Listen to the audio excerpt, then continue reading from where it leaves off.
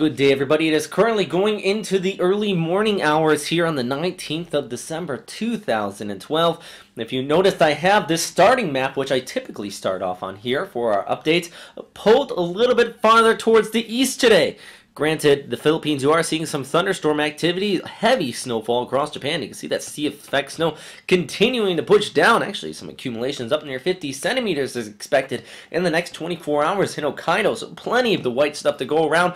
But with a lot of you, I think, might be tuning into is the possibility of our next tropical system. Yesterday, we mentioned this very quickly, and it does look like the system is starting to spin up a little bit more and more. JA does rate this a low pressure area at this time, and NRL has put this out as Invest 93W. If we look a little bit closer, we can kind of see a big flare up of convection here in the center, but there's a cyclonic circulation starting to stir here around the Marshall Islands. That's indicated by ASCAD imagery, which on the latest pass only got half of the cyclonic circulation, but it does indicate winds upwards in near 30 knots. Which 34 knots would be a tropical storm, around here, the eastern portion of this system, and it does look like that does continue to wrap around and pull back off here towards the south, which would make it a tropical depression. And with that said, it does look like this system very well could be developing into the next several days, if not the next 24 to 48 hours. Where would it be going if it does do that? Organized into a name system, which I do believe the next name storm would be Wukong. Thus, the name on this video is the possibility of a Wukong storm. Now, there towards the south, though, we have high pressure dominating much of the western Pacific. That is just due to that Westpac high setting farther and farther towards the south. Bopha organized a little bit into this region, vice over here farther towards the east, but the same factors are in place. That high pressure ridge off here towards the north will suppress any developing storm and just keep it down here towards the south, basically tracking due west. The overall background flow also agrees with this, with that high pressure just there towards the north, and the flow basically pushing off here. And it's sad to say, and this would still be in the very long range, there into Mindanao and also around Visayas. Once again, very long range still.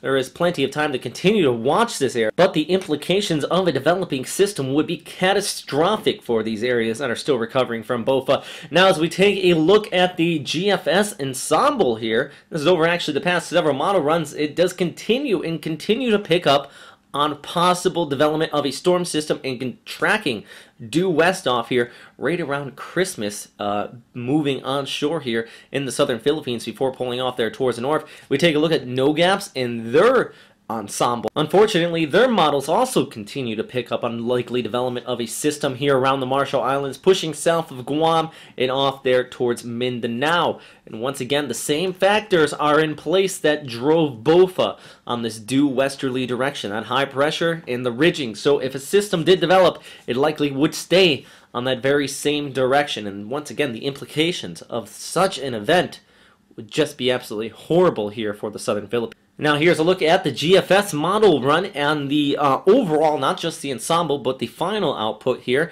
pushing that storm and developing here on Wednesday going into Thursday. You can start to see a low pressure area popping up here as that whole massive cloud cover continues to push off there towards the west, but it really doesn't get organized until the weekend, just south of Guam. Remember, this is the same area where Bopha got its act together and really became organized. And then the GFS model pulling it over Palau yet again and into the very long range. Now, remember, this is not until Monday of next week. This would be Christmas Eve here into Christmas. A landfalling, it does look like, at least according to this model, possible typhoon into next week.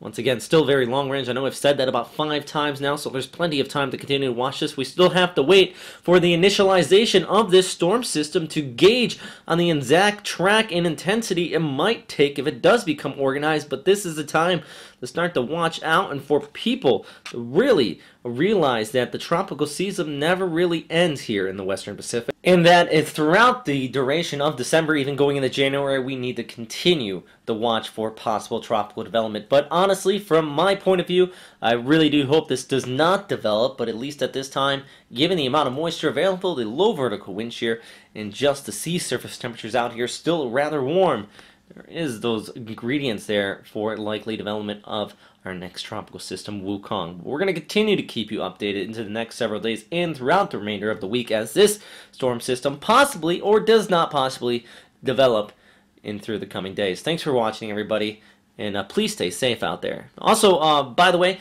if you continue to check in with our Facebook page at Western Pacific Weather, we also will continue to update you there as well, and also follow me on Facebook and Twitter at Robert Speta. Thanks for watching.